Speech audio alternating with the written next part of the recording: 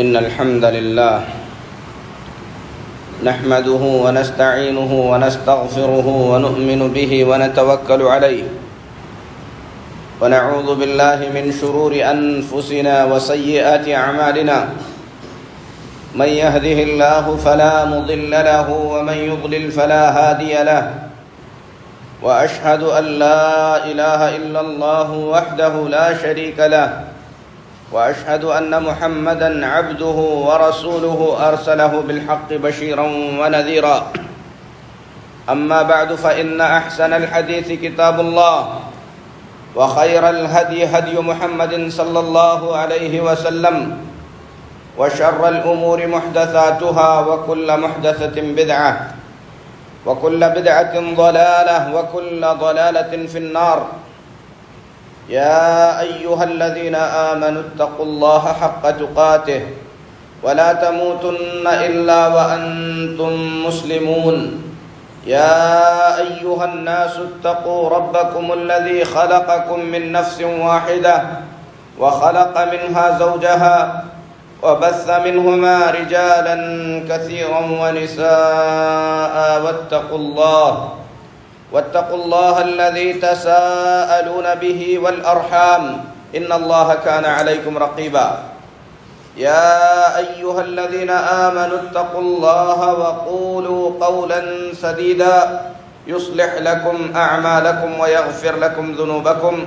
ومن يطع الله ورسوله فقد فاز فوزا عظيما أما بعد محترم حاضرین جمعہ، اللہ تعالیٰ کا بے حد شکر اور اس کا بڑا احسان ہے کہ اللہ تعالیٰ نے ہم تمام کو اپنی مخلوقات میں سے افضل ترین مخلوق انسان بنا کر پیدا کیا، عقل و شعور سے اللہ تعالیٰ نے نوازا اور زندگی صحیح ڈھنگ سے گزارنے کے لیے ہر دور میں ہر زمانے میں اللہ تبارک و تعالیٰ نے ہم انسانوں کی رہنمائی کے لیے انبیاء اور رسول بھیجے۔ اللہ کے ان نبیوں اور رسولوں نے اللہ کے بندوں کو زندگی گزارنے کا صحیح طریقہ سکھایا، اللہ تعالیٰ کی معرفت دی، اللہ کے بارے میں اللہ کے پیغمبروں نے ہم کو وہ باتیں بتائیں جو باتیں ان کے بتائے بغیر ہم جان نہیں سکتے تھے، کامیابی کا راستہ بتایا۔ اور اللہ کی یہ مہربانی ہوئی کہ جب جب انسانوں نے دنیا کے اندر اللہ کے بھیجے ہوئے دین کے اندر تبدیلی کی، رد و بدل کیا، اس وقت اللہ تبارک و تعالیٰ نے دوسرے نبی اور دوسرے رسول کو بھیجا۔ نوح علیہ السلام سے لے کر جناب محمد الرسول اللہ صلی اللہ علیہ وسلم تک اللہ تعالیٰ کی مہربانی سے لاکھ سے زیادہ پیغمبر دنیا میں بھیجے گئے۔ اللہ کے ان تمام انبیاء نے، اللہ کے ان تمام پیغمبروں نے بڑی امانت داری کے ساتھ، بڑے ہی ہمت کے ساتھ، لوگوں کے مخالفت کی پرواہ کیے بغیر اللہ کا دین اللہ کے بندوں تک پہنچایا۔ اس کے بدلے میں انہیں اذیتیں دی گئیں، تکلیفیں دی گئیں، طعنے دیے گئے، مارا گیا، ستایا گیا، اور اللہ کے پیغمبروں نے قوم کی جانب سے آنے والی ان تمام مصیبتوں اور پریشانیوں کو خوشی کے ساتھ برداشت کیا۔ اور ہر دور میں اللہ کے پیغمبر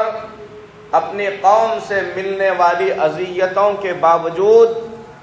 اللہ سے یہ دعا کرتے تھے کہ اللہ ان کی قوم کو ہدایت دے، اور وہ اس بات کی کوشش کرتے تھے کہ قوم کے لوگ اللہ کو جان جائیں، آخرت کا ڈر ان کے دلوں میں پیدا ہو۔ اس طریقے سے اللہ کے پیغمبروں نے مصیبتیں برداشت کرنے کے باوجود بھی قوم کے ساتھ بھلائی کا رویہ اختیار کیا۔ اور اللہ تبارک و تعالیٰ کی مہربانی یہ ہوئی کہ جب بھی قوم پیغمبر کے سدھارنے کے بعد دوبارہ بگڑ جاتی، دین کو بدل دیتی، تو اللہ تبارک و تعالی دوسرے نبی اور دوسرے پیغمبر کو بھیجتا۔ پیغمبروں کا یہ سلسلہ جناب محمد الرسول اللہ صلی اللہ علیہ وسلم سے پہلے عیسیٰ علیہ السلام تک آ کر رکا۔ پیارے نبی جناب محمد الرسول اللہ صلی اللہ علیہ وسلم کے بھیجے جانے سے عیسیٰ علیہ السلام کے بھیجے جانے کے بیچ کا فاصلہ بخاری شریف میں تقریباً 600 سال کا بتلایا گیا ہے، یعنی 6 صدیاں۔ عیسیٰ علیہ السلام کے بھیجے جانے کے تقریباً 600 سال کے بعد اللہ تبارک و تعالی نے اس دنیا کے لیے اپنے آخری پیغمبر، اپنے افضل پیغمبر جناب محمد الرسول اللہ صلی اللہ علیہ وسلم کو مبعوث کیا۔ اللہ تعالیٰ نے آپ کو نبی اور رسول بنا کر بھیجا۔ آپ صلی اللہ علیہ وسلم پر اللہ تعالیٰ نے اپنی کتابوں میں سب سے افضل کتاب قرآن کریم نازل فرمایا، اور اللہ تعالیٰ نے جناب محمد الرسول اللہ صلی اللہ علیہ وسلم کو جو دین دے کر بھیجا، اس دین کو قیامت تک کے لیے اللہ تبارک و تعالیٰ کا پسندیدہ دین قرار دیا۔ اس دین کی حفاظت کی ذمہ داری اللہ تعالیٰ نے لے لی، اس دین کو اللہ نے محفوظ کیا، مکمل کیا، اور پوری دنیا کے اندر اللہ کے پیارے نبی جناب محمد الرسول اللہ صلی اللہ علیہ وسلم کا لایا ہوا دین پھیل گیا اور پہنچ گیا۔ اب ہم تمام کی یہ ذمہ داری ہے کہ ہم جناب محمد الرسول اللہ صلی اللہ علیہ وسلم کے لائے ہوئے دین کو صحیح طور پر سمجھ کر اس پر عمل کرنے کی کوشش کریں۔ اب ہم سب کی یہ ذمہ داری ہے کہ جناب محمد الرسول اللہ صلی اللہ علیہ وسلم کی پاک زندگی کو اچھی طریقے سے سمجھ کر آپ کی زندگی کو ایک اسوہ اور نمونہ بنا کر جناب محمد الرسول اللہ صلی اللہ علیہ وسلم کے نقش قدم پر چلتے ہوئے آپ نے جس طریقے سے اللہ سے ڈر کر زندگی گزاری ہے، آپ کو اسوہ اور نمونہ بنا کر ہم آپ کے نقش قدم پر چلیں۔ آپ صلی اللہ علیہ وسلم کی زندگی کو نمونہ بنا کر آپ کی زندگی کے مطابق ہم بھی زندگی گزارنے کی کوشش کریں۔ اسی لیے میرے محترم بھائیوں، دین اسلام کو سمجھنا، اللہ رب العزت کو سمجھنا، جناب محمد الرسول اللہ صلی اللہ علیہ وسلم کو سمجھنا، اور انہی 3 چیزوں کو اپنی زندگی کا اصل مرکز بنا کر اس کے مطابق زندگی گزارنا، یہی کامیابی کی ضمانت ہے۔ یہی وجہ ہے کہ صحابہ کرام رضی اللہ تعالی عنہم اجمعین اور صحابہ کے جو اولاد تھی، صحابہ کے جو بچے تھے، تابعین، صحابہ کے شاگرد، اپنے بچوں کو، اپنے گھر والوں کو، اپنے شاگردوں کو پیارے نبی جناب محمد الرسول اللہ صلی اللہ علیہ وسلم کی زندگی کے واقعات بالکل اسی طریقے سے، اسی اہمیت کے ساتھ پڑھایا کرتے تھے جس طریقے سے وہ اپنی اولاد کو قرآن کی تعلیم دیا کرتے تھے۔ حضرت حسین رضی اللہ تعالی عنہ کے بیٹے علی بن حسین فرماتے ہیں، كنا نعلم مغازی النبی صلی اللہ علیہ وسلم كما نعلم السورة من القرآن۔ ہم لوگ اپنے شاگردوں کو اور اپنی اولاد کو پیارے نبی جناب محمد الرسول اللہ صلی اللہ علیہ وسلم کی جنگوں کے واقعات، غزوات، اللہ کے نبی صلی اللہ علیہ وسلم نے دین کے لیے جو جد و جہد کی، جو حق کی لڑائیاں لڑی ہیں، ان کے واقعات اپنے بچوں کو ایسے ہی سکھاتے تھے، اسی اہتمام کے ساتھ پڑھایا کرتے تھے جس اہتمام سے ہم انہیں قرآن پڑھایا کرتے تھے۔ اللہ اکبر! آج ہم نے اسے چھوڑ دیا۔ ہماری زندگی کے اندر پیارے نبی اور صحابہ کرام رضی اللہ تعالی عنہم اجمعین کے جو واقعات ہیں، ان کی جو قربانیاں ہیں، ان کے جو قصے اور سچے واقعات ہیں،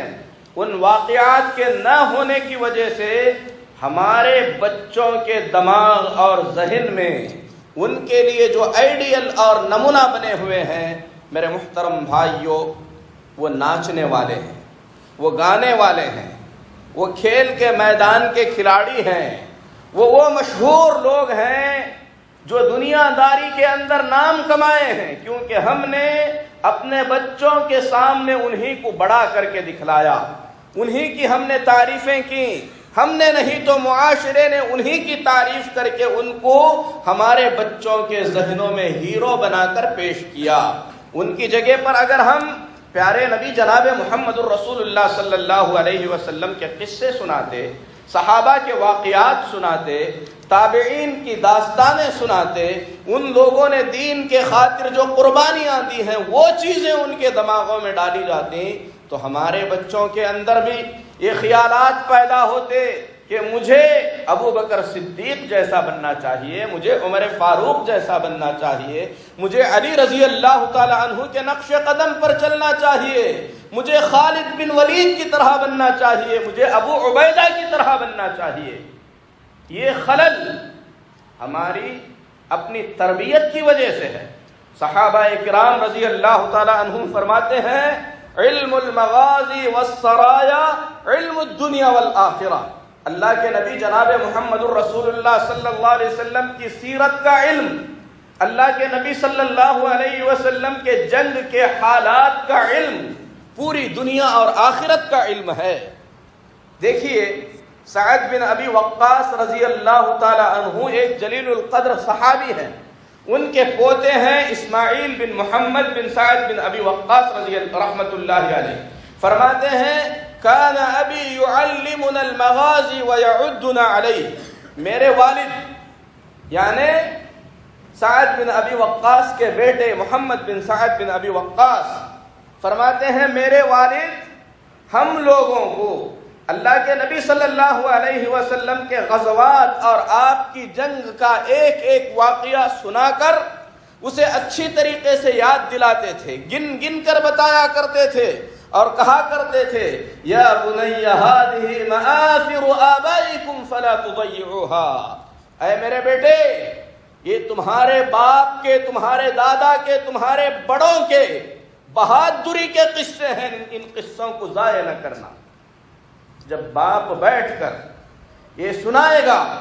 کہ تیرا باپ، تیرا دادا، تیرا پردادا، تیرے بڑے یہ کیا کرتے تھے، تجھے ان کے نقش قدم پر چلنا ہے، تو بچوں کے دلوں میں ویسے ہی بننے کی تمنا اور تڑپ پیدا ہوتی ہے۔ میرے محترم بھائیوں، صحابہ کرام رضی اللہ تعالی عنہم اجمعین کو پیارے نبی جناب محمد الرسول اللہ صلی اللہ علیہ وسلم کی زندگی کے حالات سے کتنا لگاؤ تھا، آپ کی سیرت سے کتنا پیار تھا، اس بات سے اندازہ لگائیے کہ ابتدائی دور میں پیارے نبی صلی اللہ علیہ وسلم کی وفات کے 100 سال کے اندر جہاں پر قرآن شریف لکھا گیا، جہاں پیارے نبی صلی اللہ علیہ وسلم کی حدیثیں جمع کی گئیں، ہمارے علماء نے، ہمارے اسلاف نے، ہمارے بڑوں نے وہیں پر پیارے نبی صلی اللہ علیہ وسلم کی زندگی پر بھی کتابیں لکھی۔ عروہ بن زبیر رضی اللہ تعالی عنہ تابعی ہیں، انہوں نے نبی کی زندگی پر کتاب لکھ ڈالی۔ وہب بن منبہ تابعی ہیں، انہوں نے کتاب لکھی۔ محمد بن شہاب زہری رحمۃ اللہ علیہ تابعین میں سے ہیں، انہوں نے سیرت پر کتابیں لکھی۔ یعنی اس کو اتنا ضروری سمجھا گیا کہ پیارے نبی جناب محمد الرسول اللہ صلی اللہ علیہ وسلم کی وفات کے کچھ ہی عرصے کے بعد اللہ کے نبی صلی اللہ علیہ وسلم کیا پسند کرتے تھے، کیسے اٹھتے تھے، کیسے بیٹھتے تھے، آپ کی زندگی کیسی گزری، سارے واقعات کتابوں کے اندر لکھ دیے گئے۔ اسی لیے میرے محترم بھائیوں، ہم تمام کی بھی یہ ذمہ داری ہے کہ ہم لوگ پیارے نبی جناب محمد الرسول اللہ صلی اللہ علیہ وسلم کی زندگی کے واقعات کو خود اچھی طریقے سے سمجھیں، اپنے بچوں کو ساتھ میں بٹھا کر بڑے اہتمام کے ساتھ بہت ہی زیادہ اہمیت دے کر ہم اپنے بچوں کو یہ سکھائیں کہ ہمارے نبی اور آپ کے صحابہ اور ان کے شاگرد کیسی زندگی گزارا کرتے تھے۔ وہ زندگی ہمارے لیے نمونہ ہے، وہ زندگی ہمارے لیے اسوہ ہے۔ ہم کو چاہیے کہ ہم بھی انہی کے نقش قدم پر زندگی گزارنے کی کوشش کریں۔ میرے محترم بھائیوں، اسی لیے قبر کے اندر جو 3 سوالات کیے جائیں گے، ان میں سے ایک سوال پیارے نبی جناب محمد الرسول اللہ صلی اللہ علیہ وسلم سے متعلق ہوگا۔ اسی سے ہم اندازہ لگا سکتے ہیں کہ ہماری زندگی میں رسول اکرم جناب محمد الرسول اللہ صلی اللہ علیہ وسلم کی زندگی کو جاننا کتنا اہم اور کتنا ضروری ہے۔ تو میرے محترم بھائیوں، عیسیٰ علیہ السلام کے بھیجے جانے کے بعد آہستہ آہستہ یہود اور ان جیسے بدمعاشوں کی کوشش سے عیسیٰ علیہ السلام کی لائی ہوئی پاک تعلیمات کو بدلنے کا کام کیا گیا۔ عیسیٰ علیہ السلام اللہ کی جو پاک تعلیمات لے کر آئے تھے، ان پاک تعلیمات کو آہستہ آہستہ رد و بدل کر دیا گیا۔ عیسیٰ علیہ السلام کی لائی ہوئی پاک تعلیمات میں اللہ کی خالص توحید تھی، ایک اللہ کی عبادت کی طرف دعوت دی گئی تھی۔ عیسیٰ علیہ السلام کو اللہ کا بندہ اور اللہ کا رسول بتایا گیا تھا، لیکن لوگوں نے گمراہ کرنے کے خاطر عیسیٰ علیہ السلام کی لائی ہوئی پاک تعلیمات کو بدل دیا۔ دنیا کے اندر اللہ کا صحیح دین برائے نام باقی رہ گیا تھا۔ اللہ کی جو پاک تعلیمات تھیں،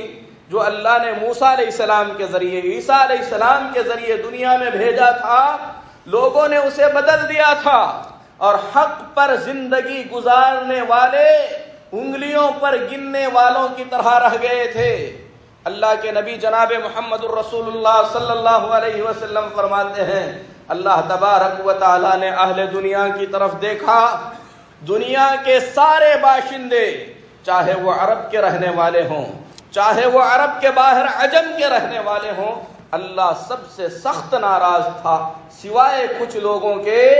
جو اہل کتاب میں سے تھے، عیسیٰ اور موسیٰ علیہ السلام کی شریعت کے ماننے والے تھے۔ ان لوگوں کے علاوہ سب پر اللہ کا سخت غصہ تھا، کیونکہ سب اللہ کے دین سے دور تھے۔ تو اس وقت جناب محمد الرسول اللہ صلی اللہ علیہ وسلم کے بھیجے جانے سے کچھ سال پہلے مکہ میں کچھ لوگ تھے جو ابراہیم علیہ السلام کی پاک تعلیمات پر عمل کرنے والے تھے، بت پرستی سے دور تھے۔ مدینے میں کچھ لوگ تھے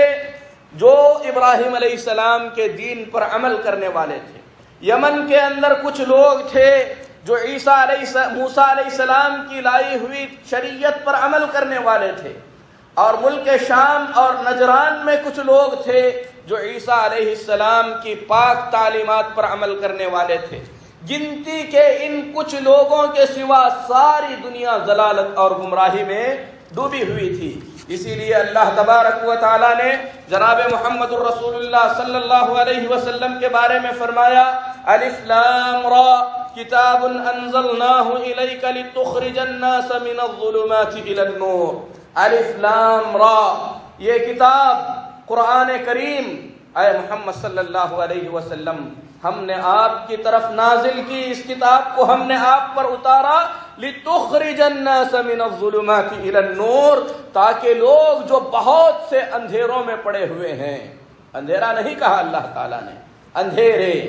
اخلاق کی ضلالتیں، عقیدے کی ضلالتیں، لوگوں کے اندر گمراہیاں ہی گمراہیاں تھی، اللہ نے کہا تاکہ آپ لوگوں کو گمراہیوں سے نور کی طرف لے کر آئیں،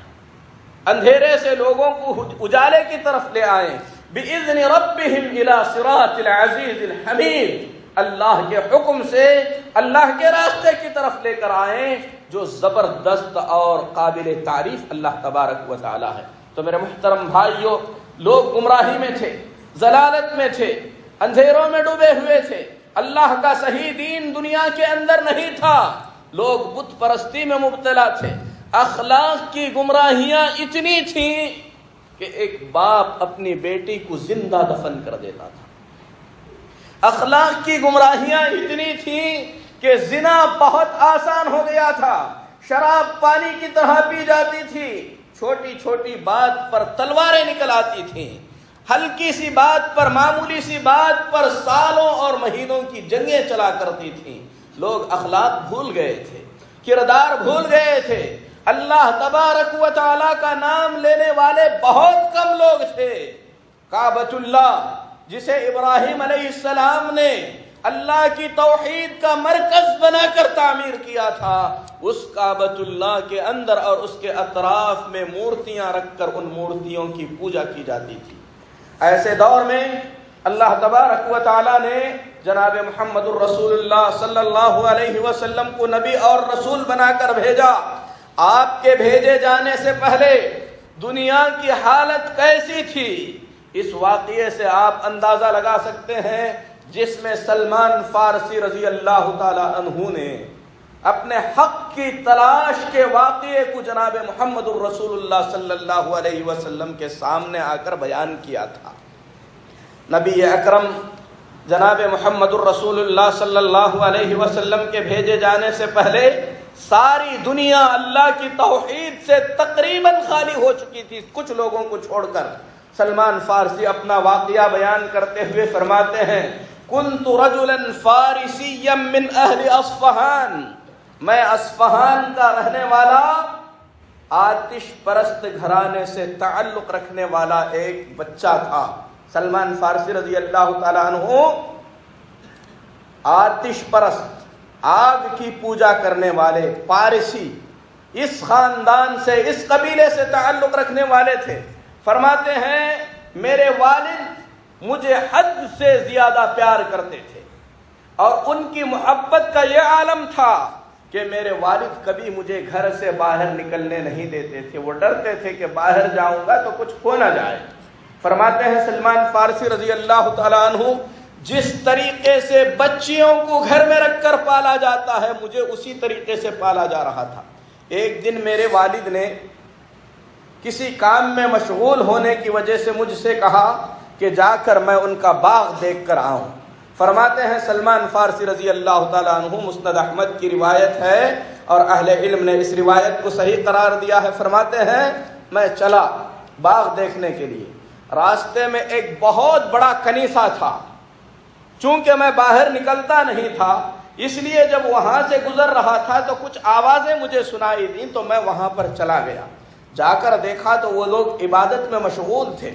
ان کی عبادت مجھے بڑی اچھی لگی اور میں وہیں پر کھڑا ہو گیا۔ صبح سے شام ہو گئی، سورج غروب ہو گیا، مجھے پتہ ہی نہیں چلا۔ ادھر میرے والد پریشان ہو کر میری تلاش میں انہوں نے خادموں کو بھیج دیا، سب لوگ مجھے تلاش کرنے لگے۔ شام کو جب میں گھر واپس لوٹا تو میرے باپ نے مجھ سے پوچھا کہ کہاں گئے تھے؟ میں نے بتلایا، کہا کہ میں فلاں کنیسے میں گیا، دیکھا ان کی عبادت کا طریقہ بڑا اچھا لگا، ان کا دین، ان کا مذہب ہمارے دین سے اچھا ہے۔ تو فرماتے ہیں سلمان فارسی رضی اللہ تعالیٰ عنہ، میرے والد کو مجھ پر ڈر شروع ہو گیا، انہوں نے فوراً کہا لیس فی ذلک الدین خیر، دینک و دین آبائک خیر منہ، بیٹے اس دین میں کوئی بھلائی نہیں ہے، وہ کوئی اچھا دین نہیں ہے، تیرا دین، تیرے باپ دادا کا دین سب سے اچھا دین ہے۔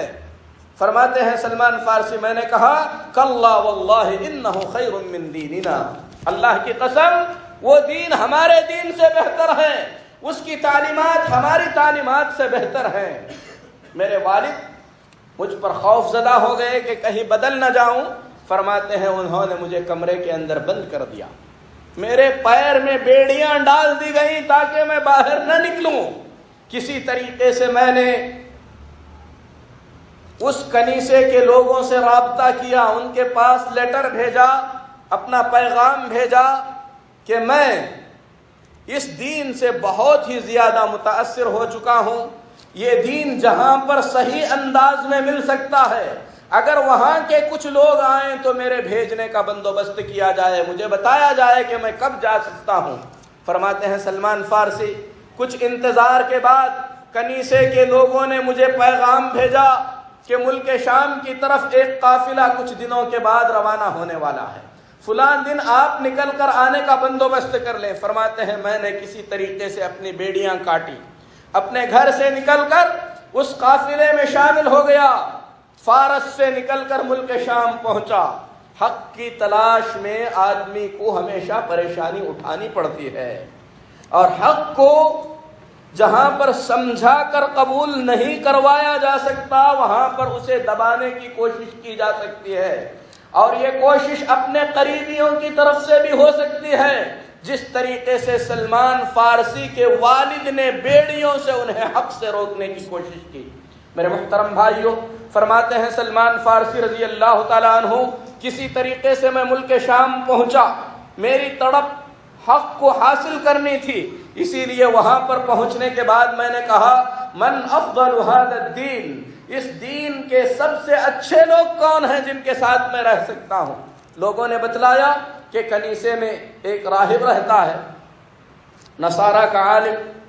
تم ان کے ساتھ رہو، وہ بڑا عبادت گزار ہے۔ فرماتے ہیں میں اس کے ساتھ ہو لیا، میں نے اس سے جا کر کہا انی قد رغبت فی هذا الدین، یہ دین مجھے بڑا پیارا لگا، وَأَحْبَبْتُ أَنْ أَكُونَ مَعَكَ أَخْدِمُكَ فِي كَنِيسَتِكَ، میری یہ آرزو ہے، میری یہ تمنا ہے کہ اس کنیسے میں رہ کر میں تمہاری خدمت کروں، وَأَتَعَلَّمُ مِنْكَ وَأُصَلِّ مَعَكَ، میری یہ خواہش ہے کہ میں تم سے دین سیکھوں، تمہارے ساتھ اللہ کی عبادت کروں۔ اس آدمی نے مجھے اپنے پاس رکھ لیا۔ فرماتے ہیں سلمان فارسی رضی اللہ تعالیٰ عنہ، کئی دنوں تک میں اس کے پاس رہا، یہاں تک کہ جب اس کی وفات کا وقت قریب آیا اور وہ مر گیا اور لوگ جب آئے تو میں نے اس کی حقیقت لوگوں کے سامنے کھول دی۔ لوگ اسے عزت سے دفن کرنا چاہتے تھے تو میں نے بتلایا کہ یہ بہت برا آدمی تھا، تم لوگ صدقہ و خیرات اس کے پاس لا کر دیتے تھے تاکہ یہ غریبوں میں تقسیم کرے، لیکن یہ پورا مال اپنے لیے جمع کر کے رکھتا تھا۔ اور یہ بات میں بغیر کسی ثبوت کے نہیں کہتا ہوں، میری بات پر یقین نہ آئے تو تم لوگ جا کر دیکھ لینا، کمرے کے اندر مٹکیوں میں بھرا سونا اور چاندی رکھا ہوا ہے۔ فرماتے ہیں سلمان فارسی رضی اللہ تعالیٰ عنہ، 7 بڑے بڑے گھڑوں میں سونے چاندی کے زیورات رکھے ہوئے تھے، لوگوں نے یہ غریبوں میں تقسیم کرنے کے لیے دیے تھے اور اس نے اپنے لیے جمع کیے تھے۔ جب لوگ اس کی حقیقت سمجھ گئے تو لوگوں نے اسے دفنانے کے بجائے سولی پر لٹکا دیا اور اس کی بڑی توہین کی گئی۔ پھر اس کے بعد ایک اچھے آدمی کو کنیسے کا راہب مقرر کیا گیا، پھر میں اس کے ساتھ رہنے لگا۔ فرماتے ہیں سلمان فارسی رضی اللہ تعالی عنہ، میں نے اس سے زیادہ نیک آدمی اپنی زندگی کے اندر نہیں دیکھا۔ اسے دنیا کی کوئی لالچ نہیں تھی، آخرت کے خوف سے وہ ہمیشہ کانپتا تھا، رات دن اللہ کی عبادت کرتا تھا۔ اس کی تقوی اور پرہیزگاری سے متاثر ہو کر میں اس کا محبوب ہو گیا۔ میں نے دنیا میں کسی سے اتنی محبت نہیں کی تھی جتنی محبت مجھے اس نیک آدمی سے ہو گئی، یہاں تک کہ اللہ تبارک و تعالیٰ کی لکھی ہوئی تقدیر آ پہنچی، وہ موت کے دہانے پر پہنچ گیا تو میں نے اس سے کہا، اے اللہ کے بندے، میں تجھ سے انتہائی محبت کرتا تھا، میں نے تجھے بڑا دیندار دیکھا، آج اللہ کی لکھی ہوئی موت تجھ تک پہنچ گئی ہے، اب میرا کیا ہوگا، میں کس سے ملوں، آپ مجھے کچھ نصیحت کیجئے۔ تو اس آدمی نے کہا کہ میں تمہیں ایک آدمی کی وصیت کرتا ہوں، جاؤ یہاں سے بہت دور ایک جگہ پر، موصل جگہ ہے، ایک جگہ کا نام، وہاں پر جاؤ گے تو وہاں پر تمہیں ایک آدمی ملے گا جو بالکل عیسیٰ علیہ السلام کے دین پر، صحیح دین پر عمل کرنے والا ہے، اگر تمہاری طاقت ہے تو تم جا کر اس سے مل لینا۔ فرماتے ہیں سلمان فارسی رضی اللہ تعالیٰ عنہ، میں اس آدمی سے،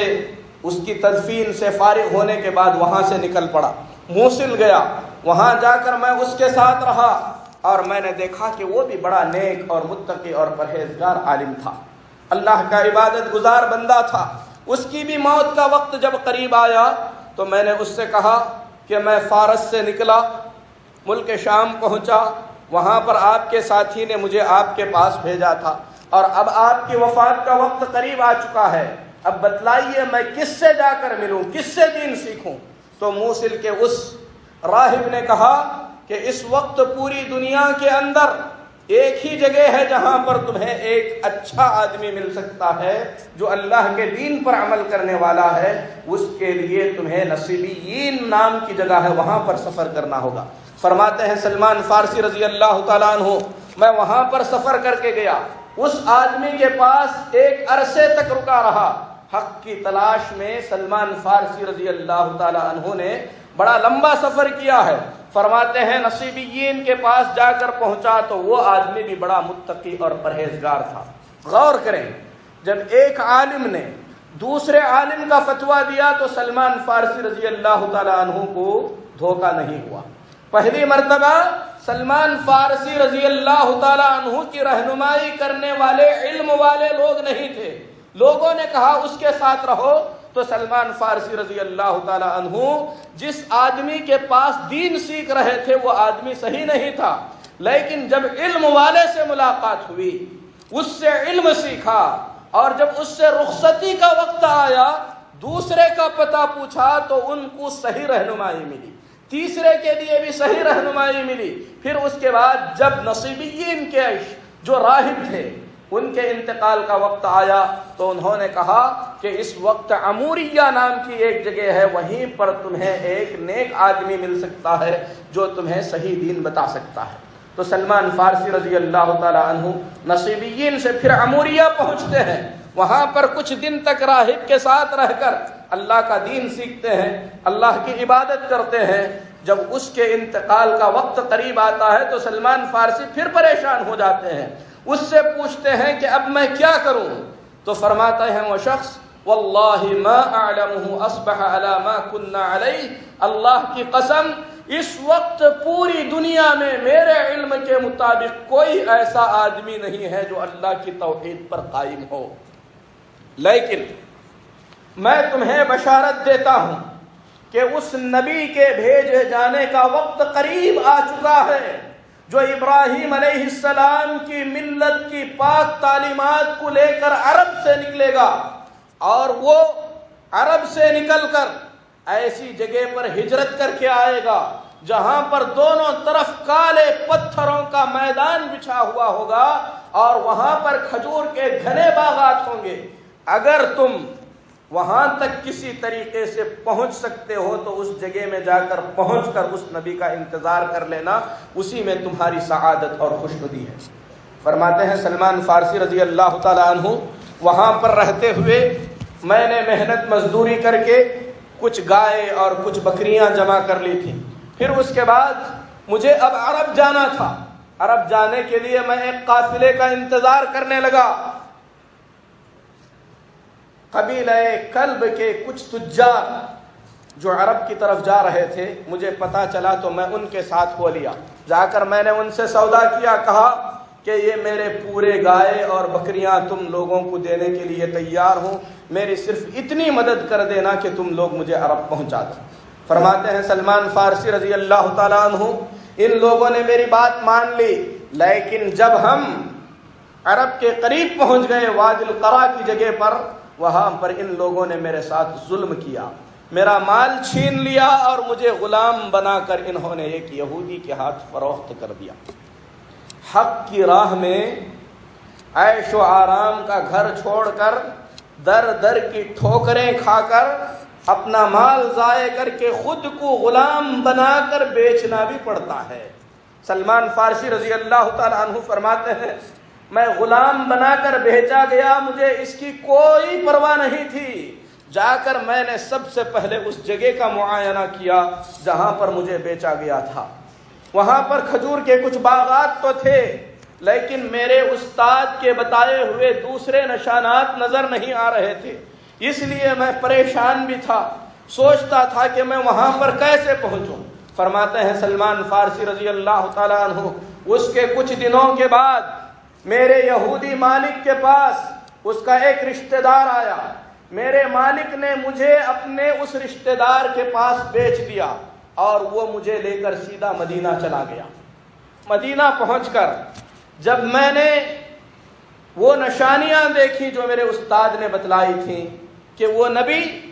ایسی جگہ پر آئیں گے جہاں پر دو حرہ ہوں گے، اور مدینے کے پاس دو جگہیں ہیں، حرہ شرقیہ اور حرہ غربیہ، اور یہ دونوں کے دونوں دور دور تک آپ کو نوکیلے پتھر اور بہت ہی زیادہ کالے پتھر کی طرح نظر آتے ہیں، وہاں پر کوئی سفر نہیں کر سکتا۔ فرماتے ہیں جب میں نے ان کو دیکھ لیا، کھجور کے باغات کو دیکھ لیا، تو میری خوشی کی انتہا نہ رہی۔ میں اپنے مالک کی خدمت کرتا رہا۔ کچھ عرصہ بیت گیا، اللہ کے نبی جناب محمد الرسول اللہ صلی اللہ علیہ وسلم مبعوث کیے جا چکے تھے۔ آپ صلی اللہ علیہ وسلم کی کوئی اطلاع، کوئی خبر مجھ تک نہیں پہنچی تھی۔ مکے کا پورا دور گزر گیا۔ ایک دن میں کھجور کے درخت پر چڑھ کر کھجور کے درخت کی کچھ دیکھ بھال کر رہا تھا کہ اچانک ایک آدمی دوڑتا ہوا آیا۔ سلمان فارسی کہتے ہیں میرے مالک کے پاس آ کر وہ کھڑا ہو گیا، آ کر کہنے لگا قبا کے اندر مدینے کے لوگ جمع ہو کر اس آدمی کا استقبال کر رہے ہیں جو یہ سمجھتا ہے کہ اللہ کا نبی ہے۔ فرماتے ہیں سلمان فارسی رضی اللہ تعالی عنہ، میرے کانوں سے جب یہ آواز ٹکرائی، کھجور کے درخت پر ہی مجھے کپ کپی طاری ہو گئی، تیزی سے میں وہاں سے اترا، آ کر اپنے مالک کے پاس کھڑا ہو گیا اور پوچھنے لگا کیا یہ سچ ہے، یہ کیا کہہ رہے ہیں؟ فرماتے ہیں سلمان فارسی رضی اللہ تعالی عنہ، میرے مالک نے مجھے ایک زوردار تھپڑ مارا اور کہا کہ اس سے تمہیں کیا لینا دینا ہے؟ فرماتے ہیں سلمان فارسی، میں نے کہا بس میں یقین کرنا چاہتا تھا کہ کیا یہ جو کہہ رہے ہیں یہ صحیح ہے۔ میں نے شام کا انتظار کیا۔ جب شام ہوئی تو میرے استاد نے مجھے یہ بھی بتایا تھا کہ وہ نبی جو آخری زمانے میں آئیں گے صدقہ نہیں کھائیں گے، ہدیہ قبول کریں گے، ان کے دونوں کندھوں کے بیچ مہر نبوت ہوگی۔ فرماتے ہیں سلمان فارسی، شام کو کام مکمل کرنے کے بعد میرے پاس کچھ کھجوریں تھیں جو میں نے محنت سے کمائی تھیں، ان کھجوروں کو لے کر پیارے نبی جناب محمد الرسول اللہ صلی اللہ علیہ وسلم کے دربار میں پہنچا۔ آپ صحابہ کے ساتھ تشریف فرما تھے۔ میں نے کہا مجھے اطلاع ملی ہے کہ آپ ایک نیک آدمی ہیں، آپ کے بہت ہی زیادہ فقیر اور حاجت مند اصحاب ہیں، یہ صدقے کی کچھ کھجوریں تھیں جو میں لے کر آپ کی خدمت میں حاضر ہوا ہوں، اسے قبول کیجیے۔ فرماتے ہیں سلمان فارسی، اللہ کے نبی صلی اللہ علیہ وسلم نے صحابہ سے کہا تم لوگ کھاؤ، اور آپ نے ہاتھ بھی نہیں لگایا۔ میں نے دل ہی دل میں کہا یہ پہلی نشانی ہے۔ کچھ دن کے بعد پھر کچھ کھجوریں لے کر آیا، آ کر کہنے لگا میں نے اس دن صدقے کی کھجوریں دیں، آپ نے انہیں نوش نہیں فرمایا، شاید آپ صدقہ نہیں کھاتے، اس لیے یہ میرا چھوٹا سا ہدیہ ہے، اسے قبول کر لیجئے۔ فرماتے ہیں اللہ کے نبی صلی اللہ علیہ وسلم نے خود بھی کھایا اور صحابہ کو بھی کھلایا۔ اس کے بعد فرماتے ہیں اللہ کے نبی صلی اللہ علیہ وسلم بقیع الغرقد میں تھے، میں آپ صلی اللہ علیہ وسلم کے پیچھے پیچھے ہو لیا۔ میں نے آپ سے کہا میں نے آپ کی نشانیاں دیکھیں، میرے استاد نے تیسری نشانی بتائی تھی کہ آپ کے کندھے پر مہر نبوت ہے۔ اے اللہ کے نبی صلی اللہ علیہ وسلم آپ وہ بھی دکھا دیجیے۔ اللہ کے نبی صلی اللہ علیہ وسلم نے چادر ہٹائی، سلمان فارسی رضی اللہ تعالی عنہ جھک کر بوسہ دینے لگے اور اللہ کے نبی صلی اللہ علیہ وسلم سے اپنی زندگی کا یہ پورا واقعہ کہہ سنایا۔ اللہ کے نبی صلی اللہ علیہ وسلم نے سلمان فارسی سے کہا لوگوں سے مڑ کر یہ واقعہ سناؤ۔ آپ نے یہی واقعہ پورے صحابہ کو بھی سنایا۔ پھر اس کے بعد آپ نے کہا اے سلمان اپنے مالک سے مکاتبہ کر لو۔ مکاتبہ کا مطلب ہے اپنے مالک سے ایگریمنٹ کر لو کہ اس کے طے کیے ہوئے مال کو چکا کر تم آزاد ہو جاؤ گے۔ سلمان فارسی نے اپنے مالک سے مکاتبہ کیا، اس شرط پر آزادی طے ہوئی کہ سلمان فارسی رضی اللہ تعالی عنہ 300 کھجور کے درخت اس کے باغ میں لگائیں گے، وہ درخت اچھی طریقے سے جو ہے زندہ ہو جائیں گے، یعنی لگ جائیں گے، پھر اس کے بعد 40 اوقیہ سونا دے کر سلمان فارسی رضی اللہ تعالیٰ عنہ آزاد ہو جائیں گے۔ آ کر سلمان فارسی نے پیارے نبی صلی اللہ علیہ وسلم کو جو اتفاق ہوا تھا وہ اتفاق بتلایا۔ اللہ کے نبی صلی اللہ علیہ وسلم نے صحابہ سے کہا کہ اپنے بھائی کی مدد کرو، کوئی 10 کوئی 20 کوئی 30 کھجور کے پودے لا کر سلمان فارسی کو سونپ دیا۔ اللہ کے نبی صلی اللہ علیہ وسلم نے اپنے دست مبارک سے اپنے ساتھی کو آزاد کرانے کے لیے وہ 300 کھجور کے پودے لگائے۔ پھر اس کے بعد کسی غزوے میں کچھ مال آیا، اللہ کے نبی صلی اللہ علیہ وسلم نے اس سے مدد کر کے سلمان فارسی رضی اللہ تعالی عنہ کو آزاد کرایا۔ اخیر میں فرماتے ہیں سلمان فارسی رضی اللہ تعالی عنہ، غزوہ خندق سے کچھ پہلے مجھے آزادی ملی، غزوہ خندق اور اس کے بعد کی تمام جنگوں میں اللہ کے نبی جناب محمد الرسول اللہ صلی اللہ علیہ وسلم کے ساتھ رہا۔ یہ واقعہ ہمیں یہ بتلاتا ہے کہ حق کی تلاش میں انسان کو کوشش کرنی پڑتی ہے، اپنے آپ کو مصیبت میں ڈالنا پڑتا ہے، حق کو سمجھنے کے لیے اہل حق تک پہنچنا پڑتا ہے، اپنا مالی نقصان کرنا پڑتا ہے، اپنے جان کو خطرے میں ڈالنا پڑتا ہے، اپنی عزت کو خطرے میں ڈالنا پڑتا ہے، تب جا کر حق ملتا ہے۔ اور اس واقعے سے یہ بھی پتہ چلتا ہے کہ سلمان فارسی رضی اللہ تعالی عنہ کتنا سفر طے کر کے آئے، تقریباً دنیا آپ نے گھوم لی، اصفہان، ملک شام، پورا جزیرہ، پوری دنیا کے اندر کوئی اللہ والا نہیں تھا سوائے کچھ لوگوں کے، لیکن دنیا اللہ والوں سے کبھی خالی نہیں ہوتی، اسے تلاش کرنے کی ضرورت پڑتی ہے۔ اس واقعے سے یہ بھی سبق ملتا ہے کہ اگر گھر کے اندر آپ کو بند کر کے رکھا جائے، آپ کے دل میں حق تک پہنچنے کی تلاش ہے، تو اللہ تبارک و تعالی آپ کو حق تک پہنچا کر رہے گا۔ تو میرے محترم بھائیو، پیارے نبی جناب محمد الرسول اللہ صلی اللہ علیہ وسلم کی کتنی تفصیلی خبر پچھلی کتابوں میں تھی، یہ بھی اس واقعے سے ملتا ہے، کیونکہ آخری راہب نے اللہ کے نبی صلی اللہ علیہ وسلم کے بھیجے جانے کی جگہ، اللہ کے نبی صلی اللہ علیہ وسلم کے بھیجے جانے کا وقت، آپ صلی اللہ علیہ وسلم کی صفات، آپ کی مہر نبوت، آپ کا صدقہ نہ کھانا، آپ کا ہدیہ قبول کرنا، مدینے کے واقعات کو تفصیل کے ساتھ سلمان فارسی رضی اللہ تعالیٰ عنہ کے سامنے رکھا۔ اور قرآن پاک میں اللہ نے بتلایا کہ یہود اور نصارہ کی کتابوں میں محمد الرسول اللہ صلی اللہ علیہ وسلم کی صفتیں بہت ہی زیادہ واضح ہیں۔ اسی لیے علماء یہود، علماء